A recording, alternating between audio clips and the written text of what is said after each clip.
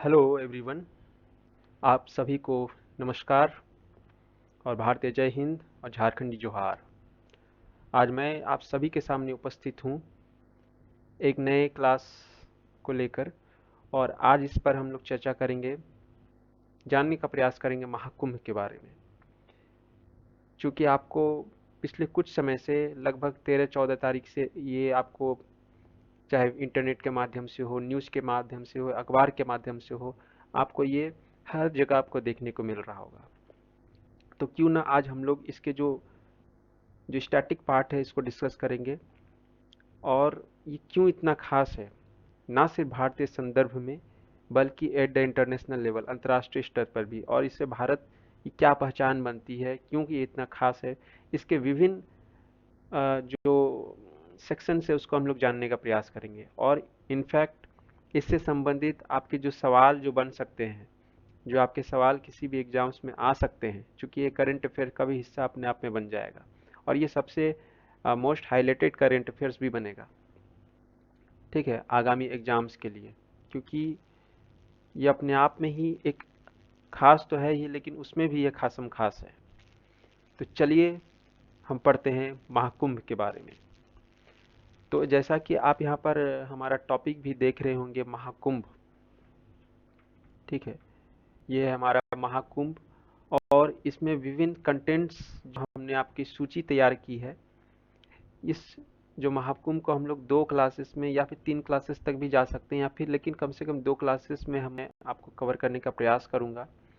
जिसमें प्रथम पार्ट में, ये जो आपका पार्ट 1 है, इसमें हम लोग इसके स्टैटिक पार्ट की बात करेंगे, ठीक है, जो अब तक जैसा होते आया है, इसके जो फिक्स नियम और जो भी इसके जो चलते आ रहे हैं, और इससे संबंधित जो सवाल जो बनाए जा सकते हैं, उस पर भी हम बात करेंगे।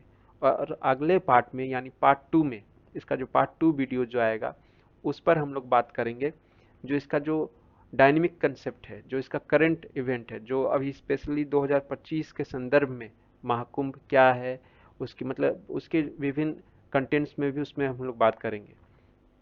तो चलिए आगे बिना किसी तरह का अतिरिक्त समय जाया करते हुए हम लोग इसको शुरुआत करते हैं। इसमें कंटेंट्स की बात करें तो सबसे पहले आपको इसमें के बारे में जानने के लिए मिलेगा कि महाकुंभ है क्या।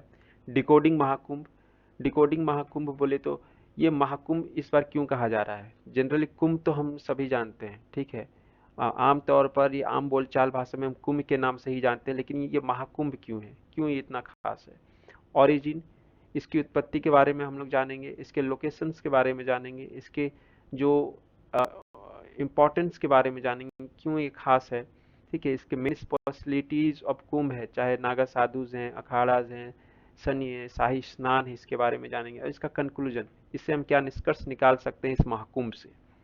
और इसके अलावा इसकी गणना कैसे की जा सकती है, इसका जो निर्धारण, तिथि निर्धारण कैसे होता है, इस पर भी हम लोग बात करेंगे, तिथि निर्धारण, ठीक है, date calculation. So these all are the topics inside this Mahakumbh. So let's move forward. हम आगे बढ़ते हैं। हम लोग आज शुरुआत करते हैं पहले से, इसका जो सेक्शन है अबाउट महाकुंभ, ठीक है, अबाउट महाकुंभ। अबाउट महाकुंभ का मतलब हो गया कि के बारे में, के बारे, या फिर मान सकते हैं इसका परिचय, एक संक्षिप्त परिचय हम लोग यहाँ पर जानेंगे कि क्या है ये महाकुंभ। हालांकि इस साल का यह महाकुंभ है। जनरली जो ये कुंभ जो है, ठीक है, हमने मेरे क्लासेस में मैंने हमेशा एक बात कही है, चाहे कोई भी सब्जेक्ट हम पढ़ें, उस पर हम सबसे पहले शब्दों पर हम लोग उसको डिकोड करेंगे, ठीक है, शब्द से ही कहते हैं ना, अब में नाम में क्या रखा है, लेकिन नाम में ही आपका अर्थ छुपा होता है, ठीक है, ठीक उसी तरह ही हर एक शब्द अपने आप में एक बहुत चीज़ों को समेटे हुए रहता है। जब उसको हम डिकोड करते हैं तो उससे से ही उसकी परिभाषा भी गढ़ी जा सकती है, ठीक है। यहाँ पर जैसे कुंभ की बात कर रहे हैं, तो ये अपने आप में एक महज त्यौहार नहीं है, ठीक है। कुंभ की जो उत्पत्ति होती है संस्कृत वर्ड से मानी जाती है, जिसका मतलब होता है पिचर। पिचर का मतलब होता है कि पोट, ठीक है, गमला, गमला, which is symbolic of the pot of nectar of immortality, जो कि समुद्र मंथन से आया है, ठीक है। और ये जो पोट जो है, कलश क्या है, ये अमृत का कलश है, ये अमृत का कलश है। ऐसा माना जाता है कि कुंभ का मतलब जो होता है ये कलश होता है, और ये किस चीज का कलश है? ये अमृत का कलश है, और जिसकी उत्पत्ति समुद्र मंथन से मानी जाती है। ठीक है, एवरी कंटेक्स्ट को हम लोग डिस्कस करेंगे। अब समुद्र मंथन आया तो समुद्र मंथन क्या है, इस पर भी हम चर्चा करेंगे। आपको टेंशन लेने की आवश्यकता नहीं है। अगला जो पॉइंट है इसमें, कि ये हिंदू धर्म का ये सबसे बड़ा मतलब धार्मिक एक समारोह है, आप कह सकते हैं, जो कि हर 6 साल, 12 साल या 144 सालों बाद मनाया जाता है। और क्यों 6, 12, 144 आते हैं, इस पर भी हम लोग बात करेंगे। ठीक है। It is related with the partial full revolution of Jupiter along with sun, Jupiter along with sun and moon. ठीक है। और ये जो संबंधित है आपका जो जुपिटर यानी गुरु ग्रह हो गया, ठीक है, उसके अलावा हमारा सूर्य और हमारा चंद्रमा, इन तीनों के खास अलाइनमेंट पर ये निर्धारित है। और इसमें रिवॉल्यूशन की बात होती है, यानी जुपिटर एक जब निश्चित ये अपना एक चक्र पूरा करता है, तब जाकर ये ऐसा संयोग का निर्माण होता है। तो बेसिकली आपसे इसमें सवाल बन सकते हैं, इसमें किन सेलेस्टियल बॉडीज का इंपॉर्टेंस है, तो उसमें आप बोलिएगा खगोल, मतलब खगोल यह विद्या। अब जब आगे पढ़ेंगे तो उसमें आपको उसकी चर्चा होगी। ठीक है, इसमें आपका एक गुरु ग्रह आ जाएगा, सूर्य आ जाएगा, चंद्रमा आ जाएगा।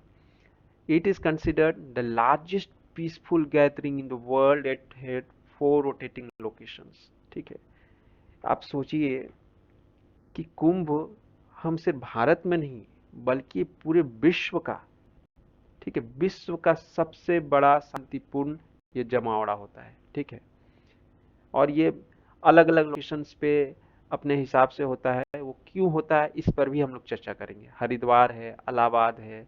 ठीक है, इलाहाबाद जो कि पूरा पुराना नाम था इसका, अब इसका नाम जो है प्रयागराज है, दूसरा नासिक है और उज्जैन है। ठीक है, और ये जो फेस्टिवल है इसमें क्या इंपॉर्टेंस है, यहाँ पर रिचुअल डिप यानी धार्मिक डुबकी जिसको आप बोल सकते हैं। ठीक है, धार्मिक स्नान, धार्मिक स्नान का महत्व है। कुंभ का मतलब हुआ गया कि धार्मिक स्नान। आप कुंभ आ रहे हैं यानी आप, जाहिर सी बात है, यहाँ पर जो इसका संगम है, ठीक है, इसकी जो नदियाँ हैं, जिस नदियों पर भी ये बनाई जाएंगी वहाँ पर आप मतलब स्नान करने के लिए आ रहे हैं, इसका अपना एक महत्व है। इसके बारे में भी हम लोग आगे जो स्लाइड्स हैं उस पर भी हम बात करेंगे। ये एक बेसिकली हमने आपको परिचय दिया, कुंभ क्या है, कुंभ क्या नहीं है। अब आते हैं हम इसके दूसरे सेक्शंस के बारे में, जिसमें हमने पढ़ा है द डिकोडिंग ऑफ महाकुंभ। ठीक है, तो भैया हमने तो पढ़ा कुंभ के बारे में, लेकिन इसे महाकुंभ क्यों कहते हैं, अब इसमें समझना आवश्यकता है। और ये बेसिकली आपके 2 शब्दों से बड़ा बना हुआ है, महाकुंभ। तो देखिए, मैंने आपको हमेशा से कहा है कि शब्दों को पकड़िए। कुंभ के बारे में हम लोगों ने जान लिया, अब हम बात करते हैं महाकुंभ के बारे में। ठीक है, कि इसे महाकुंभ क्यों कहा जाता है, क्यों, या फिर आप मानिए कि ये क्यों कहा जा रहा है। क्योंकि आमतौर पर एक जो पूर्ण कुंभ होता है, पूर्ण कुंभ जो होता है ये हर 12 वर्ष में मनाया जाता है। ठीक है, हर 12 वर्ष में मनाया जाता है। और हमने आपको पहले ही बताया कि ये गुरु ग्रह के जो धुरी पर मतलब उसके रिवॉल्यूशन पर, उसके परिक्रमा से ये संबंधित है। जो चूंकि हमारे जो सौर मंडल है, सौर मंडल में जितने भी ग्रह हैं, ठीक है, चाहे जुपिटर हो, आपका गुरु हो, ठीक है, हमारी पृथ्वी हो, मंगल हो, ये सभी क्या करते हैं, सन के चारों ओर मतलब परिक्रमा करते हैं। तो हमारी जो पृथ्वी है 365 दिन लगाती है, इसी को हम लोग रफ टफ में एक ईयर बोलते हैं। ठीक उसी तरह, लेकिन जो गुरु ग्रह होता है, चूंकि इसका दायरा बड़ा होता है, तो इसको एक चक्र पूरा करने में, सन के पूरा करने में इसे 12 साल लगते हैं। और चूंकि कुंभ जो है ये आपका जुपिटर के रिवॉल्यूशन से संबंधित है, इसीलिए जब जुपिटर, ये आप देख सकते हैं, जुपिटर जब सन के चारों ओर, जब ये अपना एक मतलब ये मतलब रिवॉल्यूशन जब कंप्लीट करता है, यहाँ से मान लीजिए चलना शुरू किया, और ये जब यहाँ आता है तब तक 12 साल गुजर जाते हैं। और तभी क्या होता है, पूर्ण कुंभ का आयोजन होता है। ठीक है, लेकिन जब ये आधी दूरी पर पहुंचता है, यानी जाहिर सी बात है पूरी दूरी पर इसे 12 साल लग रहे हैं, तो जब ये आधी परिक्रमा पूरी करेगा तो इसे 6 साल लगेंगे, और 6 साल का मतलब हो गया अर्ध कुंभ। आप नाम समझ पा रहे हैं क्यों ऐसा पड़ रहा है? ठीक है।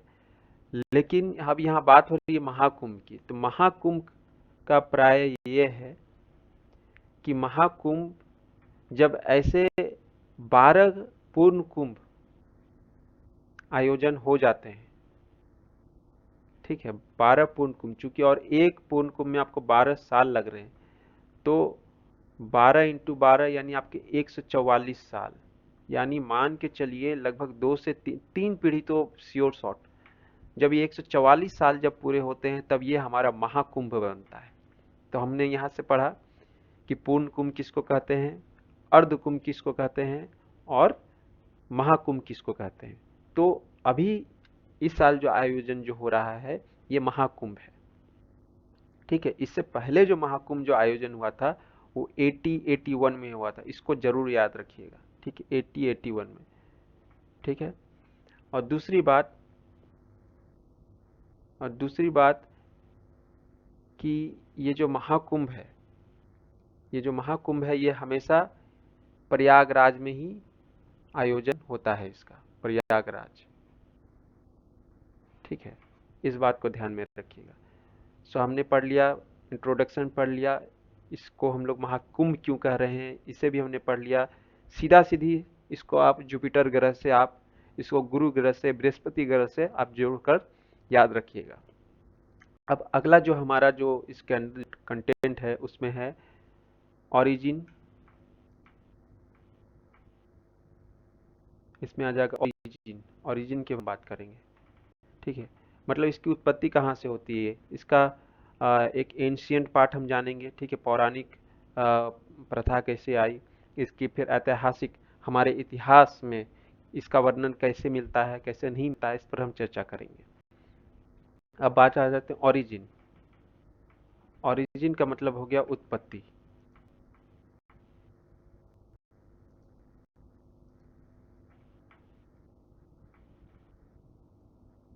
उत्पत्ति थोड़ा सा मुझे कुछ डार्क कलर में चुनने का प्रयास कर रहा हूँ ताकि आपको भी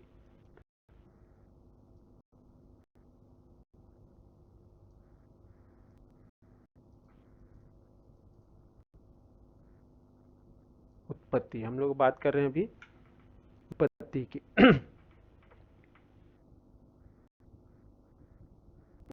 उत्पत्ति,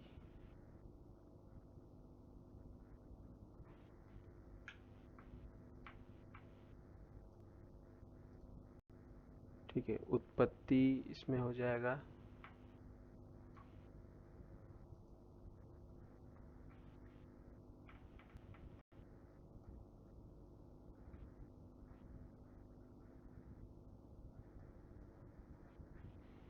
एक एंशियंट, दूसरा हिस्टोरिकल। अब मानते हैं सबसे पहले हम लोग लेते हैं एंशियंट को। तो एंशियंट जो यानी हमारे पौराणिक कथाओं में क्या कहा गया है, इसमें एक समुद्र मंथन का वर्णन हमें मिलता है। समुद्र मंथन जिसे आपने कभी बचपन में जब टीवी सीरियल देखते होंगे तो उस पर आपने देखा होगा। ठीक है, इसे हम लोग अंग्रेजी में चर्निंग ऑफ ओशियन भी बोलते हैं, लेकिन चलिए हम लोग समुद्र मंथन को ही लेकर चलेंगे। और इसी से संबंधित है हमारा ये कुंभ, कुंभ का आयोजन। ठीक है, और इसकी शुरुआत कैसी होती है, ठीक है, आखिर समुद्र मंथन हुआ तो क्यों हुआ ये हमें जानना है। तो समुद्र मंथन की शुरुआत तब होती है जब किसी कारणवश, ठीक है, मतलब कुछ हुआ होगा, ऋषि दुर्वासा जो कि शिव के ही मतलब ये अंश माने जाते थे, इन्होंने जो गॉड है, देवताओं को श्राप दे दिया। तो चूंकि ये काफी मतलब क्रोधित मतलब प्रवृत्ति के थे, मिजाज के थे, तो इनके श्राप से हुआ क्या कि जो ईश्वरों की शक्ति है, देवताओं की जो शक्ति है ना, वो कम होनी शुरू हो गई, वो डिक्लाइन होनी शुरू हो गई। भैया तब वो चिंतित हो गए। अब इसका भान हुआ असुरों को। हमने हमेशा देखा है कि देवता और असुरों में लड़ाई चलती है, देवता और दानव में। जाहिर सी बात है, तब दानव को पता लग गया कि देवताओं की शक्ति क्षीण हो रही है, कम हो रही है, तो चलो भैया अब हम लोग चढ़ाई करते हैं। तो अब ये लोग तो परेशान हो गए। जाहिर सी बात है कि अब उन पर कोई कब्जा करने चाहेगा तो परेशान तो होंगे ही। अब ये पहुंचे भागते भागते लॉर्ड विष्णु के पास, यानी भगवान विष्णु के पास। भगवान विष्णु ने फिर इस समुद्र मंथन का उनको कंसेप्ट दिया, ठीक है, विचार दिया कि भैया ऐसे ऐसे करिए, आप लोगों को अमृत की आवश्यकता है, तभी आप मतलब अपने पावर को पुनः हासिल कर सकते हैं। और लेकिन लेकिन इसमें सबसे बड़ी समस्या ये थी कि इस अमृत को सिर्फ देवताओं के द्वारा नहीं प्राप्त किया जा सकता है, इसके लिए हमें दानवों को सहयोग लेना पड़ेगा। तो इसके लिए उनकी कुछ मीटिंग्स होती है, वे दोनों जो गुट होते हैं आपस में समझौता करते हैं। आप यहाँ पे देख सकते हैं, यहाँ पे डेमोन्स, डेमोन्स मतलब हो गए राक्षस दानव, यहाँ पे गॉड्स, ठीक है, ये दोनों आपस में रस्साकसी कर रहे हैं। ये दोनों समझौता करते हैं, हाँ ठीक है, जो भी अमृत निकलेगा, ठीक है, उसका आधा आधा बंटवारा होगा। और इसमें क्या करते हैं, यहाँ पर जो टर्टल कुरमा है, ठीक है, इसके बेस पर इसको यूज किया जाता है। तो ये लॉर्ड विष्णु बोल बनते हैं, लॉर्ड विष्णु का ये रूप है, कुर्मा रूप, ठीक है। और इसमें जो हमारा जो मंदराचल पर्वत है, इसको मथनी के रूप में इस्तेमाल किया जाता है। और इसमें जो वासुकी नाट है, ठीक है, नाग देवता जिनको बोलते हैं नाग देवताओं के राजा, उन्हें रस्सी के रूप में इस्तेमाल किया जाता है। और ये मतलब ये मथनी शुरू होती है। और इसमें होता क्या है कि ये जो समय है, ये 12 दिनों तक चलता है। क्योंकि ऐसा माना जाता है कि जो स्वर्ग लोक का जो एक दिन है, हमारे पृथ्वी लोक के 12 वर्षों के बराबर होता है, ठीक है, 12 वर्षों के बराबर होता है। और इसी कारणवश है कि 144 साल बाद ये महाकुंभ का आयोजन होता है, ठीक है। और इसके पीछे एक सिग्निफिकेंस ये भी है कि कुंभ का आयोजन या महाकुंभ का आयोजन बेसिकली इस समुद्र मंथन को मतलब एक ट्रिब्यूट के रूप में, एक वो मतलब होता है ना कि उसको समर्पित भाव से उसके रूप में भी यूज किया जाता है, मनाया जाता है। और ऐसा कहा जाता है कि जब ये महाकुंभ होता है तो उस समय भी वही मतलब अंतरिक्ष में या फिर हमारे जो स्पेस में उस तरह की खगोलीय संरचना बनती है, प्लानेटरी अलाइनमेंट जिसको बोलते हैं, बनती है, जैसा कि समुद्र मंथन के समय बना था, ठीक है। और इसके परिणाम स्वरूप क्या हुआ, जब ये मथनी जो चल रहा था दोनों तरफ से, आप देख सकते हैं यहाँ पर रस्साकसी चल रही है, तो इसमें आपके 14 चीज निकलते हैं। आप यहाँ पे देख सकते हैं 14 थिंग्स। कहीं कहीं पर ये 9 भी बताए गए हैं, लेकिन आमतौर पर ये 9 से 14 अलग अलग आपको टेक्स्ट में आपको देखने को मिलेंगे, लेकिन मैक्सिमम 14 की बात की गई है। लेकिन जो भी है, 9 से 14 वेरी जरूर हो सकते हैं। लेकिन जो सर्वप्रथम चीज निकला था इसमें, वो विष निकला था, यानी जहर, आम बोलचाल भाषा में पॉइजन। और जब ये विष निकला तो भैया विष को कौन लेगा, ठीक है, अच्छी चीजों को तो सब लेते हैं, लेकिन जो बुरी चीजें रहती हैं जिससे खतरा होता है उसे तो कोई लेता नहीं है। तो भैया हमारे भोले बाबा लॉर्ड शिवा ने इसे अपने कंठ में धारण किया, वो पी गए, और तभी से इनका नाम नीलकंठ भी कहा जाता है, ठीक है। और ऐसे ऐसे करते करते आप यहाँ पे देख सकते हैं बहुत सारी चीज निकली, कामधेनु निकली, ठीक है, शंख निकले, धन्वंतरी निकले, ऐरावत निकले। और हर चीज को अलग अलग देवताओं ने रखा। जैसे ऐरावत को इंद्रदेव ने रख लिया, लेकिन विष को तो सिर्फ हमारे महादेव ने रखा, इसलिए उनका नाम नीलकंठ पड़ा। और इसी तरह करते करते करते अंतिम नंबर पर, यानी 14 नंबर पर आपका ये अमृत कलश निकला। अमृत कलश, कलश इसी को हम लोग कुंभ भी बोलते हैं, ठीक है। और ये लेकर धन्वंतरी जो कि मतलब उनके डॉक्टर मान लीजिए, स्वर्ग देवता के डॉक्टर थे ये, वो लेकर हाजिर हुए। अब ये हाजिर तो हुए, लेकिन देवताओं के दिमाग में क्लिक कर गया कि भैया भले हमने समझौता किया है, लेकिन ये देवताओं दानवों को भी मिल गया तो भी अनर्थ हो जाएगा, वो भी उनकी शक्ति जितनी है और भी बढ़ जाएगी, है ना। तो इससे क्या हुआ कि मतलब संघर्ष होना शुरू हुआ। दोनों के बीच में ये छीना झपटी, मतलब कोई इधर लेके भाग रहा है, कोई उधर लेके भाग रहा है। ठीक है। तो इस दौरान क्या हुआ कि इंद्र देवता के जो जयंत थे, ठीक है, उनके हाथ में ये कुंभ आ गया और वो लेकर इसको लेकर भागने लगे। और उनके पीछे पीछे सूर्यदेव, चंद्रदेव और गुरु बृहस्पति भी लग गए, मतलब उनको एक बचाव करने के लिए। ठीक है, ताकि ये कुंभ जो है सुरक्षित रह सके।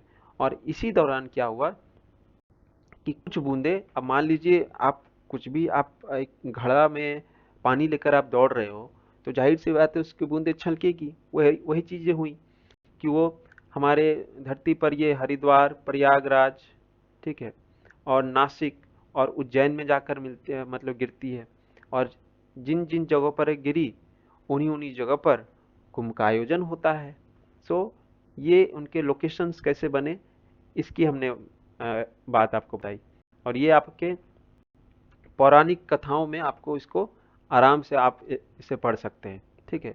तो बेसिकली समुद्र मंथन क्या हुआ, ये कोशिशों के बाद, ठीक है, पैसेंस यानी धैर्य के बाद, और जो डिवाइन यानी दैविक इंटरवेंशन के बाद ये अमृत निकला, जिसमें एक उसे आप चैलेंज के रूप में देख सकते हैं। तो इसमें आशीर्वाद समान आपका अमृत भी निकला। तो ये दोनों पहलू इसमें आपको दिखाने का प्रयास किया गया है। ठीक उसी प्रकार, और इसका हिस्टोरिकल ओरिजिन की यदि हम लोग बात करें, हमारे टेक्स्ट में बात करें, तो भगवत पुराण में इसका उल्लेख मिलता है। हालांकि ये सेम टू सेम नहीं मिलता है, लेकिन इसी तरह का मिलता है। और कोई भी चीज़ क्या होती है ना, इतिहास में भी आप जब पढ़िएगा तो उसका एक स्वरूप बदलता जाता है। ठीक है। तो वही चीज़ है, विष्णु पुराण में भी ये चीज़ मिलता है, महाभारत में भी इसका वर्णन है। ठीक है। लेकिन जो इसका और एक जो हमारे जो हिस्टोरिकल टेक्स्ट में मिलता है वो है चाइनीज ट्रेवलर जुआनजांग जब आए थे हर्षवर्धन के राज्य में। तो उस समय हर्षवर्धन, जो कि 7वीं शताब्दी में हुए, ठीक है, और इन्होंने पुष्यभूति या फिर वर्धमान डायनेस्टी की नींव रखी थी। और ये बहुत ही मतलब बढ़िया काल रहा था भारतवर्ष के लिए, अनेक कीर्तिमान इस समय स्थापित हुए थे। तो उसी दौरान ये प्रयागराज में मेला का आयोजन करते थे। और उसी में हर ये जो चाइनीज जो ट्रैवलर था, आगंतुक, ये भी आए थे और उन्होंने यहाँ पर अपनी सहभागिता दर्ज करी थी। और उन्होंने इसके बारे में मेंशन भी किया है अपने टेक्स्ट में। ठीक है। और ये आप देख सकते हैं लोकेशन, देखिए एक प्रयागराज जहाँ पर अभी हमारा महाकुंभ का आयोजन हो रहा है। ठीक है। ये क्या है, बेसिकली संगम पर स्थित है, यानी गंगा, यमुना और सरस्वती। ऐसा माना जाता है कि सरस्वती अभी भी धरती के अंदर प्रवाहित हो रही है। ठीक है। और ये हमारे पौराणिक मतलब किताबों में इसको सबसे मतलब पवित्र नदी का भी दर्जा है प्राप्त है। इसके अलावा हरिद्वार में गंगा के किनारे, उज्जैन में शिप्रा के किनारे और नासिक में गोदावरी नदी के तट पर कुंभ मेले का आयोजन होता है।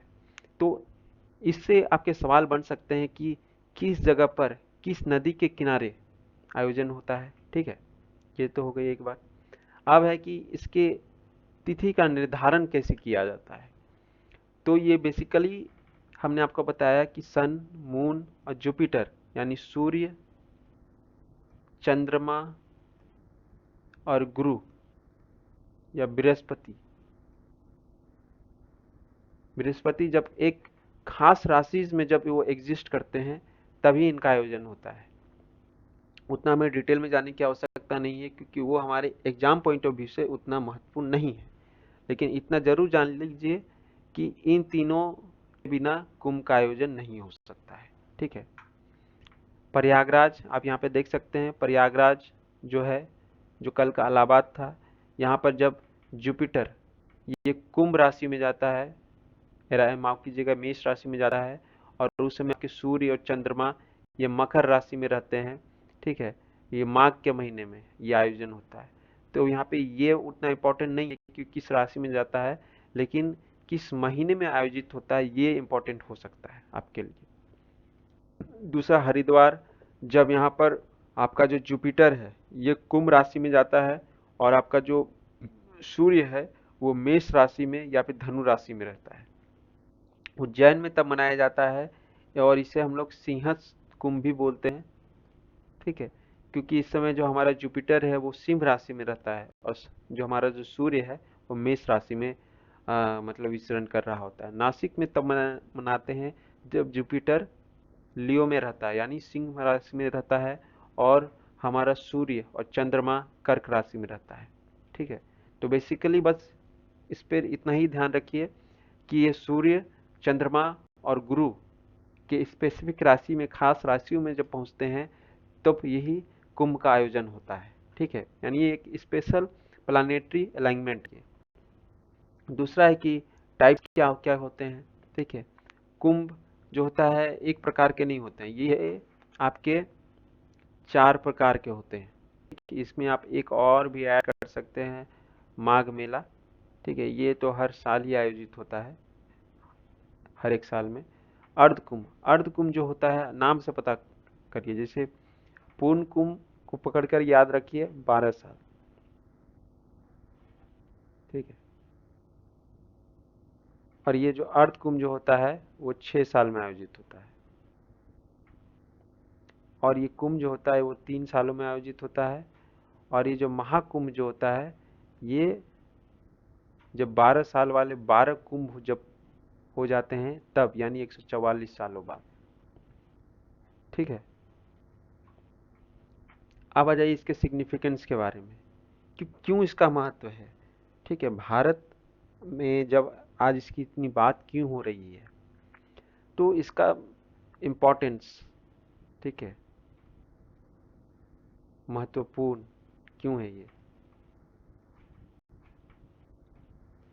पहली बात तो इसका सेलेस्टियल इम्पोर्टेंस, यानी खगोलीय इसकी खासियत क्या है कि इसमें एक हमारे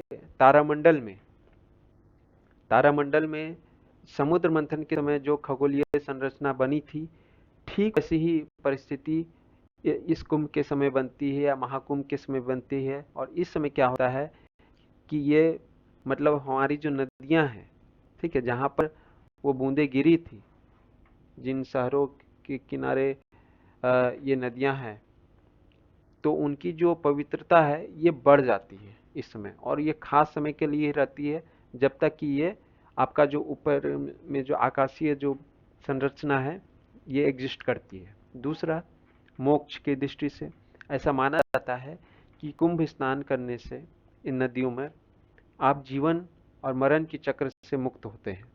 और चूंकि इंसान का जो सबसे मेन ध्येय है ना, हमारी आत्मा का भी वही बताया गया है।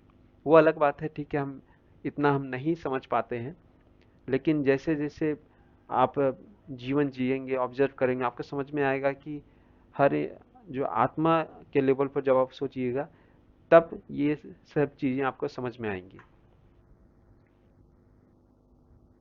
दूसरा है स्पिरिचुअल अपलिफ्टमेंट, ठीक, आध्यात्मिक विकास के लिए भी होता है। दूसरा, meeting of saint in ascetics, इस दौरान आप साधुओं से मिलते हैं, ब्रह्मचर्यों से मिलते हैं। ठीक है, जो अखंड ब्रह्मचार्य का जो निर्वृत पालन कर रहे होते हैं, जब आप इनसे मिलते हैं तो एक होता है कि अब हम अभी क्या हैं, अब हम सिर्फ सांसारिक दुनिया में घूम रहे हैं, लेकिन जब इन लोगों से मिलते हैं तो हमें समझ में आता है कि दुनिया में ऐसी भी कुछ एग्जिस्ट करती है जिसके बारे में हमें नहीं पता है। दूसरा है importance of rivers in your civilisation, हमारे सभ्यता में नदियों का क्या महत्व रहा है ये भी हमें पता चलता है। क्योंकि जितनी बड़ी सभ्यता रही हैं वो किसी न किसी नदी के तट पर ही रही है, चाहे वह हड़प्पा हो, ठीक है, इंडस वैली सिविलाइजेशन हो, ये जितनी भी सभ्यता रही है, ठीक उसी प्रकार महाकुंभ भी या फिर कुंभ मेले का भी आयोजन इस बात को पूरी तरह से प्रमाणित करता है। इकोनॉमिक इम्पैक्ट, अब जाहिर सी बात है जहां पर कुंभ मेला का आयोजन होगा, ठीक है, उसको वहां की अर्थव्यवस्था को बूम तो मिलेगा ही, टूरिस्ट आएंगे, ठीक है, ट्रैवल का उद्योग बढ़ेगा, ठीक है, जो वहाँ पे जो डेली वेंडर्स हैं, ठेले हैं, उनका मतलब कारोबार बढ़ेगा। तो इससे क्या होगा कि उस राज्य को या फिर जो इसका आयोजन करता है उसको इकोनॉमिक उसको बूस्ट मिलेगा। इससे आपका देश का भी आर्थिक विकास होगा जिस साल ये होगा। दूसरा है कि showcase of Indian culture eight international level, देखिए, ये वेरी इंपॉर्टेंट थिंग है। इससे क्या होता है ना, आप देखिएगा कि किसी भी कॉलोनी में मान लीजिए आप रह रहे हो, वहाँ पे कोई एक फैमिली है, जब कुछ वो बड़ा कुछ करती है, मान लीजिए बोला कि चलो आज हमारे यहाँ एक फैमिली गैदरिंग है, इसमें all the peoples of colonies are invited. इससे क्या होता है कि उस खास परिवार का जो महत्व पता चलता है पूरे कॉलोनी को। ठीक उसी प्रकार इंडियन कल्चर का एक जो इंटरनेशनल लेवल पर यह हमारे व्यू जाता है कि हाँ, भारत की संस्कृति इतनी व्यापक है, इतनी वृहद है, मतलब इतनी बड़ी है, जो कि अंतर्राष्ट्रीय स्तर को भी प्रभावित करती है। अब आ जाइए नागा साधुज के बारे में। ये स्पेशलिटीज हैं आपके कुंभ के। ठीक है, नागा का मतलब होता है renunciation of materials possessions and complete detachment from the physical world. इसका मतलब क्या हो गया कि सांसारिक जो चाहत है उससे मुक्ति। ठीक है, हमें घर चाहिए, गाड़ी चाहिए, ठीक है, बच्चा चाहिए, मतलब तो जो भी है हम आस-पास देख रहे होते हैं, इन सब चीज़ों से ये मुक्त होते हैं। ठीक है, इसी का टर्म यूज होता है नागा। और ये सबसे इम्पोर्टेंट, मतलब सबसे महत्वपूर्ण भागीदार होते हैं हमारे महाकुंभ के। इनके बिना तो कुंभ इमेजिन ही नहीं किया जा सकता है। ठीक है, और ये हिंदूज के, ऐसा कहा जाता है कि ये हिंदूज के सबसे बड़े ये प्रोटेक्टर हैं, एम्बेसडर हैं, राजदूत हैं, क्योंकि इन्होंने पूरा जब भी समय मतलब आन पड़ी है, इन्होंने इस धर्म की रक्षा की है। ठीक है, ना सिर्फ शास्त्र से बल्कि शस्त्रों से भी। ठीक है, कल्चरल एंड स्पिरिचुअल आइकन, ये हमारे सांस्कृतिक और आध्यात्मिक आइकन है। ठीक है, हमारे आइडियल है। दूसरा है शस्त्र एंड शास्त्र मास्टरीज। ये नागा साधुज ये सिर्फ शास्त्री या फिर टेक्स्ट ही नहीं पढ़ते हैं, बल्कि ये विपन में भी उतने ही ये मास्टरी इनकी रहती है। ठीक है, जहाँ पे तलवार की जरूरत है वहाँ तलवार यूज करना है, जहाँ पे विद्या की जरूरत है वहाँ विद्या की आवश्यकता है। तो इसी कंसेप्ट पर नागा साधुज भी चलते हैं। ठीक है, और ये अखाड़ाज से बिलोंग करते हैं, और इसकी संख्या 13 नंबर की है। मतलब ये 13 अखाड़ा हमारे भारत में एग्जिस्ट करते हैं। अब ये अखाड़ा क्या है? अखाड़ा का मतलब आप समझ सकते हैं कि अखाड़ा जनरली क्या होता है, कुश्ती। ठीक है, कुश्ती का एरिया, रेसलिंग एरेना, ठीक है, और ट्रेनिंग ग्राउंड। यहाँ पर क्या होता है कि जनरली हमारा अखाड़ा का मतलब होता है पहलवान की कुश्ती से हम समझते हैं, लेकिन नहीं। इसका मतलब है कि वैसे ब्रह्मचर्य लोगों की तैयारी करना जो ना सिर्फ आध्यात्मिक विकसित हों, बल्कि वो शारीरिक दक्षता भी हो उनके पास। ठीक है, और इसकी शुरुआत हुई थी आदि शंकराचार्य के द्वारा, और ये यहाँ पर ये 8वीं सेंचुरी होगा, जब उन्होंने ये भक्ति मार्ग को अपनाया था। ठीक है, हिंदू धर्म का जो प्रवर्तक के रूप में जाने जाते हैं, उसी समय उन्होंने इसकी स्थापना करी थी। और इसके जो मुखिया को बोलते हैं महंत बोलते हैं, या फिर आचार्य महामंडलेश्वर बोलते हैं। 13 नंबर के अखाड़ाज हैं। ठीक है, जिसमें से 3 टाइप के हैं। एक हमारा है शैव, दूसरा है वैष्णव, और तीसरा है उदासीन अखाड़ा। ठीक है, अब नाम से ही पता चल रहा है कि शैव अखाड़ा जो होते हैं ये भोले बाबा यानी महादेव को पूजते हैं, वैष्णव अखाड़ा ये विष्णु के पूजते हैं, और उदासीन अखाड़ा ये गुरु नानक जी के विचारों से प्रभावित है। ठीक है, और एक जो फैक्ट आपको इम्पोर्टेंट याद रखना है, वो याद ये रखना है कि जो जूना अखाड़ा है ये सबसे बड़ा अखाड़ा है। जितने भी 13 अखाड़ा हैं इसमें सबसे बड़ा ही है। और इसकी जो लोकेशन है वो वाराणसी है, और इसके जो संस्थापक हैं वो भी आदि शंकराचार्य हैं, जिन्होंने पूरे अखाड़ा को ही स्थापित किया है। आइडेंटिफाई देयर फ्लैग्स, और हर एक अखाड़ा का एक अपना ध्वज है, उसी से ही हम लोग उससे पहचानते हैं।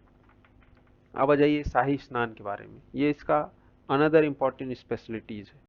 शाही स्नान क्या है? शाही स्नान को आप रॉयल बाथ के समझ सकते हैं। जब नागा साधुज से इसकी शुरुआत होती है, नागा साधु जब यहाँ पे नदियों में डुबकी लगाते हैं तो शाही स्नान कहलाता है। और इसके बाद ही ये आम लोगों के लिए स्नान के लिए खुलता है। ठीक है। और शाही स्नान से ही मतलब हमारी शुरुआत होती है और ये सबसे इसका मुख्य बिंदु है। आखिरकार हम क्यों जा रहे हैं, स्नान करने के लिए जा रहे हैं।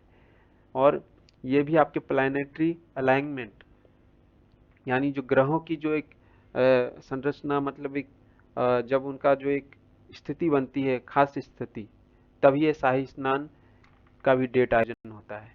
ठीक है। और इस समय कहा जाता है कि ऐसे तो कुंभ जब तक है तब तक तो ठीक है, मतलब रिवर की जो पावर है या फिर पवित्रता है वो बढ़ी ही है, लेकिन इस शाही स्नान के दिन भी उससे और उसमें वृद्धि हो जाती है। ठीक है। आज इस बार के महाकुंभ में 6 डेट मतलब बताए गए हैं, जिसमें से ये आपका इम्पोर्टेंट है 13, ये 14 जनवरी, 29 जनवरी और 3 फरवरी। और ये 12, 26 और 13 जनवरी पौष पूर्णिमा से शुरुआत हुई थी। और इसमें भी कहा जा रहा है कि सबसे जो इम्पोर्टेंट है ये मौनी अमावस्या। ठीक है। और इस दिन हो सकता है कि रिकॉर्ड भी कई टूट जाए। सो दिस इज शाही स्नान। तो ये है हमारा महाकुंभ के बारे में हमने बात करा, कुंभ के बारे में बात करा, इसके इतिहास को जाना, कि इसके हर एक स्टैटिक पार्ट को हमने जानने का प्रयास करा है। ठीक है। फिर भी यदि कुछ शेष रह जाता है तो वो आप हमसे कमेंट पर आप हमसे मतलब बता सकते हैं, जिसके लिए हम लोग फिर से कुछ बात कर सकते हैं। ठीक है। अब आ जाइए कंक्लूजन के बारे में। ठीक है। ये जो कुंभ है ना, ये महज एक धार्मिक जमावड़ा नहीं है, बल्कि ये हमारे विश्वास का, आध्यात्मिक और मानवता का एक मतलब एक सेलिब्रेशन है। ठीक है। त्योहार है। यहाँ पे आपको विश्वास है तभी तो आप आते हैं। यहाँ पर आप आध्यात्मिक उन्नति चाहते हैं तभी तो आते हैं। इवन ह्यूमैनिटी इसलिए क्योंकि वहाँ कोई भूखा नहीं रहता है। ठीक है। हर किसी को कुछ ना कुछ मिलता है। ह्यूमैनिटी इसलिए कि हर मतलब जाति समुदाय से लोग इससे जुड़ते हैं। वहाँ पे कोई भेदभाव नहीं होता, या फिर कि मैं ब्राह्मण हूँ, मैं राजपूत हूँ। ठीक है। अब जो एक आम आदमी जब जाता है तो आराम से साथ में डुबकी लगाता है। यूनिटी इन डाइवर्सिटी, जाहिर सी बात है विभिन्न कास्ट को एक जगह लाना जो आमतौर पर होता नहीं है, तो जाहिर सी बात है यूनिटी इन डाइवर्सिटी है। पूरे भारत को किसी एक जगह पर लाके इकट्ठा कर देना यूनिटी इन डाइवर्सिटी है। अब आ जाइए, ये सिर्फ महज एक स्पिरिचुअल एक्सपीरियंस नहीं होता है। ठीक है। बल्कि ये हमारे मानवता को हायर पर्पज से कनेक्ट करने का भी जरिया है। ठीक है। कि मतलब ऐसा नहीं कि सिर्फ हमारा खुद का ही विकास करना है, उन्नति करना है, नहीं, हमें मानवता को भी जोड़ना है हायर पर्पज से। आप देखिए ना, आप आज के डेट जब यूपी इसका आयोजन कर रहा है तो जाहिर सी बात है वहाँ पे जितने भी लोग आएंगे उसकी व्यवस्था वो कर रहा है, वो एक ह्यूमैनिटी का परिचय है। लेकिन उसे हायर पर्पज से जोड़ना भी है। ठीक है। Once in many generation event, ये एक महाकुंभ तो अपने आप में मतलब कई पीढ़ियों में एक बार आता है, इसलिए इसलिए आप मतलब कई वंस इन मैनी जनरेशन कर सकते हैं। या फिर कुंभ जो होता है, पूर्ण कुंभ जो होता है, वो तो दशकों में आता है। ठीक है। Timeless tradition of India's grandeur. ठीक है। टाइमलेस इसलिए कि जो चीज चिरकाल से चली आ रही है। ठीक है। मतलब बहुत तरह की चीजें हुई, नहीं हुई, उसके बावजूद ये जो परंपरा है ये नहीं ठहरा। एक होता है ना कि हाँ चलो 10 साल, 100 साल, 200 साल चला और ये परंपरा खत्म हो गई, लेकिन नहीं, ये समय के हर काल को ये पार करते हुए आज हमारे सामने ये प्रत्यक्ष प्रमाण के रूप में है। इसीलिए इससे हम लोग टाइमलेस ट्रेडिशन ऑफ इंडियाज ग्रैंड्यूरिटी यानी भारत की विशालता का एक परिचालक भी कह सकते हैं। तो ये है आज का हमारा क्लास महाकुंभ के बारे में। होप आप सभी को अच्छा लगा होगा और आप सभी को हर एक जानकारी, हर एक पहलू से मैंने आपको अवगत कराया होगा। ठीक है। तो हम क्लासेस को चलिए यहीं ख़त्म करते हैं, और तब तक के लिए आप लोग स्वस्थ रहें, मस्त रहें, और एक बेहतर समाज का मतलब निर्माण जरूर करें जिसमें आपके आसपास के लोग सहज और सुरक्षित महसूस करें। तब तक के लिए आई एम साइनिंग ऑफ। जय हिंद, वंदे मातरम, जोहार झारखंड।